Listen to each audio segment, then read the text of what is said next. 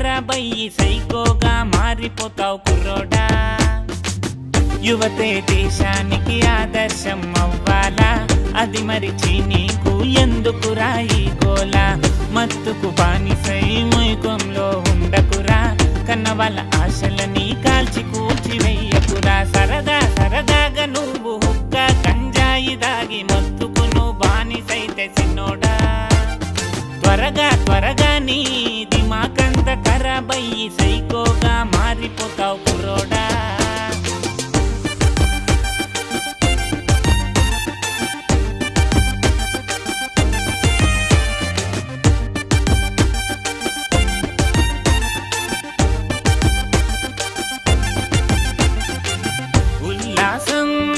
ఉత్సాహం వస్తుందని తాజావో నీ బతుకే ఆగం.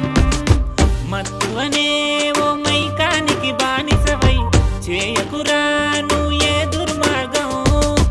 గంజాయి మత్తు నీకు ఎంజాయ్ అనిపిస్తుంది, మత్తే వదిలినాక నేలకు విసిరేస్తుంది.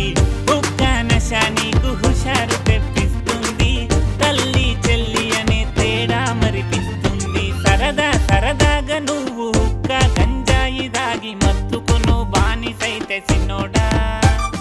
త్వరగా త్వరగా నీ దిమాకంత ఖరాబయ్యి సైకోగా మారిపోతావు కుర్రోడా.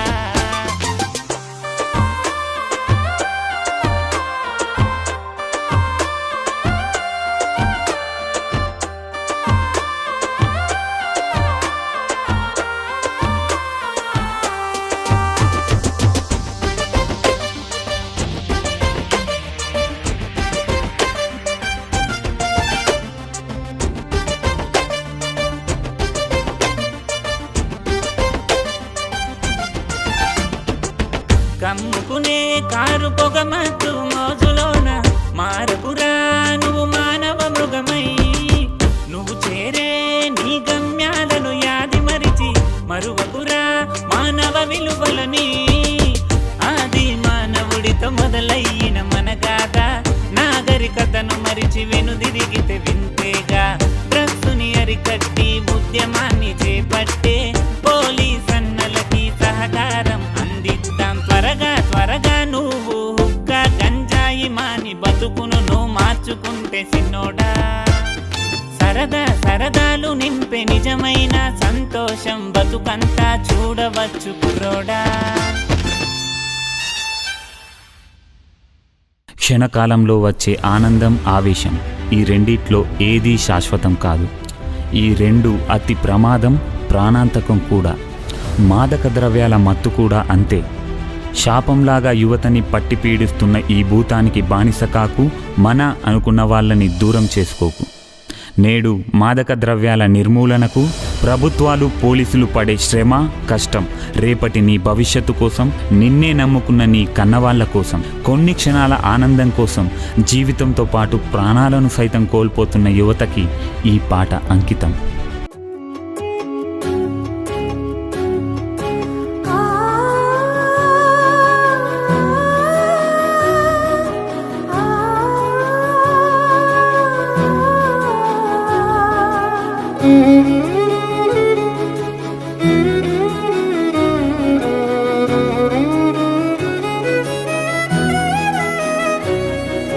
రామసక్కని కొడుకా సుగుణాల నిండుకుండా, రామసక్కని కొడుకా సుగుణాల ముత్తు బిడ్డ. డ్రగ్స్కు నువ్వెట్లా బానిసవైపోతివో నా కొడుకా, మన బతుకులెట్లా ఆగం చేసినవో.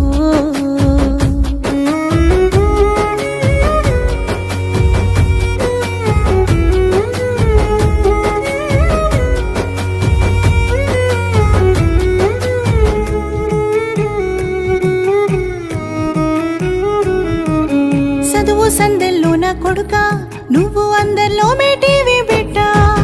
చుట్టపక్కలకు కొడుకా నేను చెప్పుక మురిసిన బిడ్డ. కంప్యూటర్ కొలువును కొడుకా నువ్వు కష్టపడి సాధించి బిడ్డ. 6 లక్షల జీతమును కొడుకా నువ్వు విచ్చల విడిచేసి బిడ్డ. ఈ మత్తు మాయ నీకెట్లా అంటే నువ్వు నన్ను గుట్లు నగుబాటు చేస్తేవో రామసక్కని కొడుకా సుగుణాల ముద్దు బిడ్డ డ్రగ్స్ కు నువ్వెట్లా బానిసవైపోతివో నా కొడుక మన బతుకులెట్లా ఆగం చేసినవో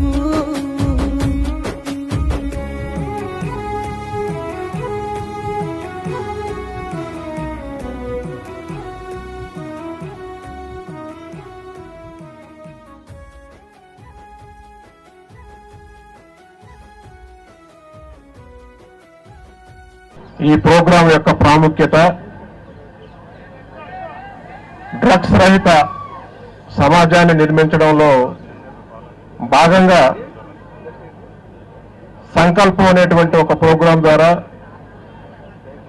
గడిచిన 1 సంవత్సరం 4 నెలల కాలంలో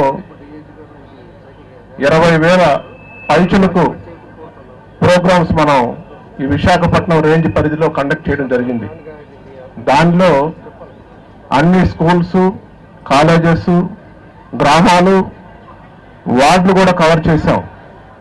దానిలో భాగంగానే అవి రొటీన్గా కాకుండా ఒక కొత్త వరవడితో మరింత ఉత్సాహంతో ఈ కార్యక్రమాన్ని ముందుకు తీసుకెళ్లాలనేటువంటి ఒక ఆలోచనతో ఈ అభ్యుదయం సైకిల్ యాత్ర అనేటువంటి ప్రోగ్రాంని స్టార్ట్ చేయడం జరిగింది. ఇది పాయకరావుపేటలో ప్రారంభమై ఇచ్చాపురం వరకు దాదాపుగా 1000 కిలోమీటర్లు మన విశాఖపట్నం రేంజ్లో ఉన్నటువంటి అన్ని జిల్లాల యొక్క ప్రధాన నగరాలు, కాన్స్టిట్యున్సీస్, సబ్ డివిజన్స్ అన్ని కవర్ చేసుకుంటూ వెళ్ళాలనేటువంటి ఉద్దేశంతో. సో దీని ఆబ్జెక్టివ్ ఏంటంటే ఈ డ్రగ్స్ నిర్మూలించడం అనేటువంటిది ఒక పోలీసు లేదా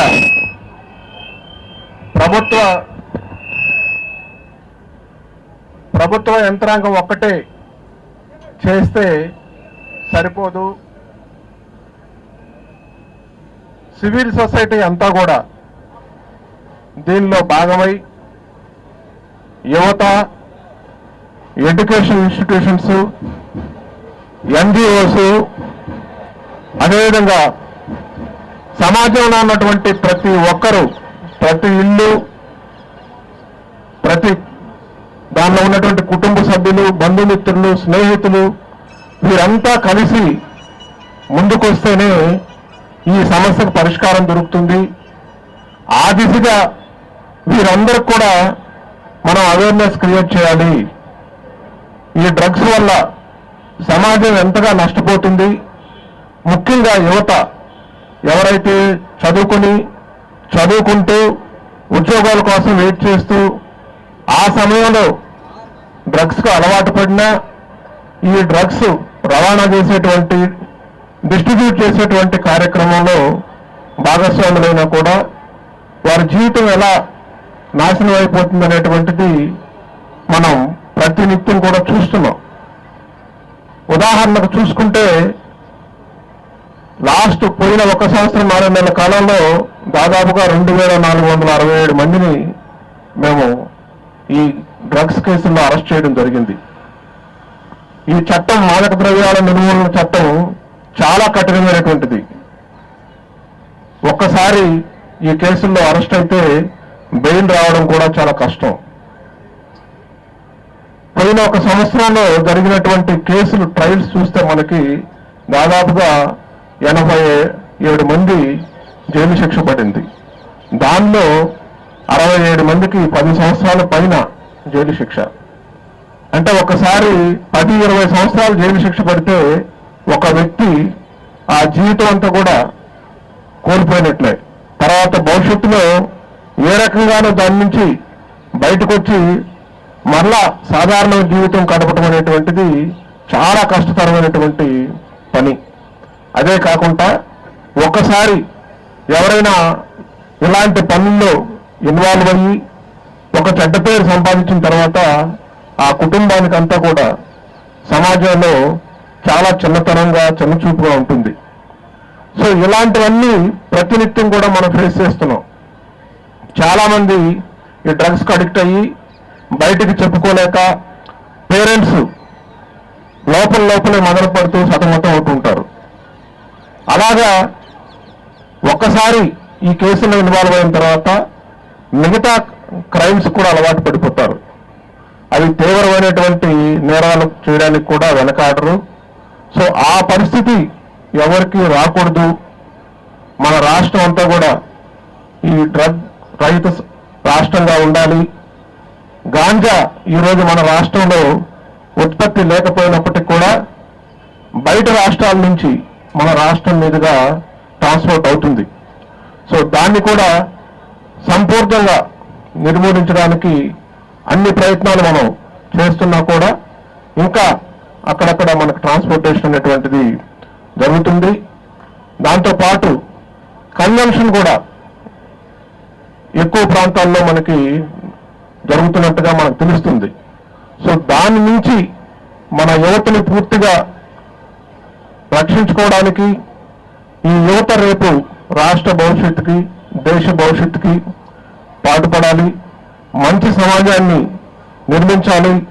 దానిలో వారి యొక్క పాత్ర వారు ఉండడం అనేటువంటిది చాలా ముఖ్యమైనటువంటి అంశాన్ని ప్రతి ఒక్కరికి తెలియజేస్తూ 12వ తారీఖు ప్రారంభమైనటువంటి సైకిల్ యాత్ర ఈరోజు 13వ రోజు ఇక్కడ విజయనగరంలో మనం ఈరోజు ఇక్కడ మాట్లాడుకోవడానికి అవకాశం ఇచ్చినటువంటి ఈ విజయనగరం యొక్క ప్రజలకి, మా పోలీసు అధికారులకి, మా సిబ్బందికి అందరూ కూడా పేరు పేరున ధన్యవాదాలు తెలియజేస్తున్నాను.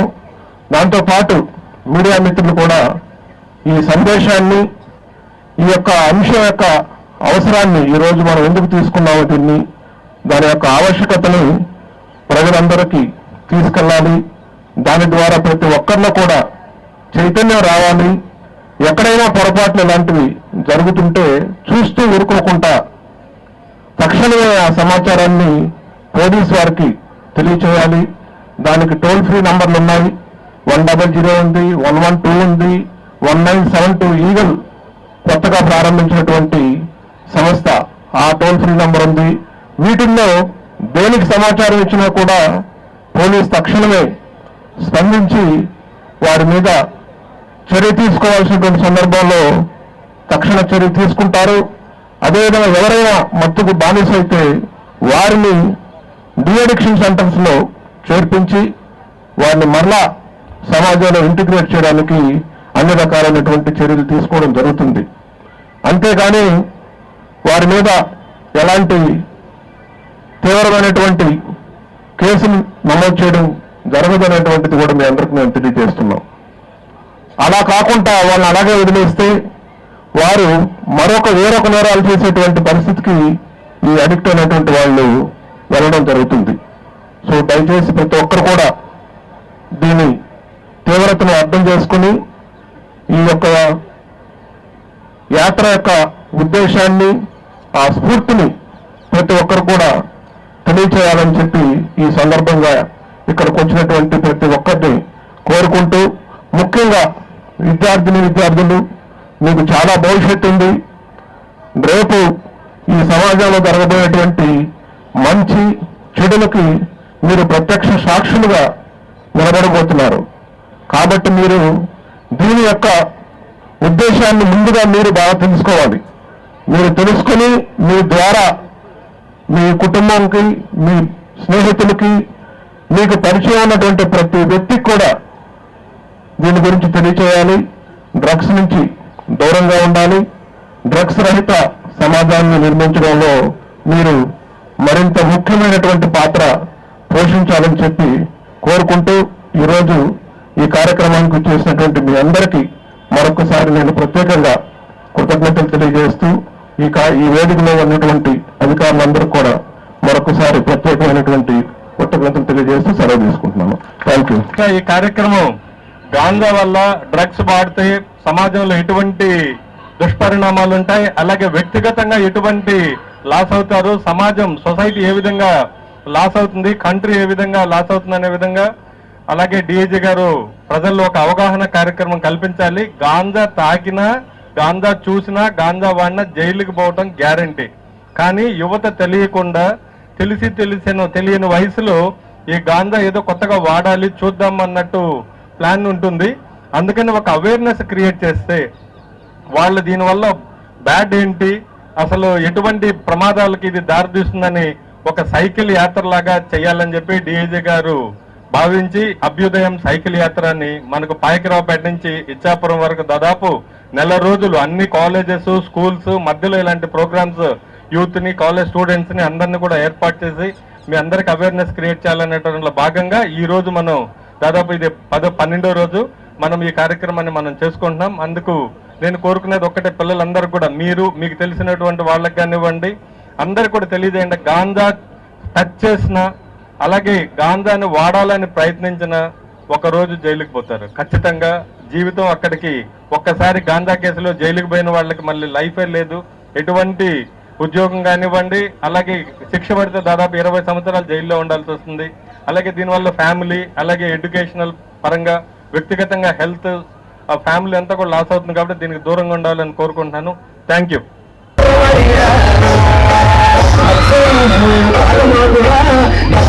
సాగి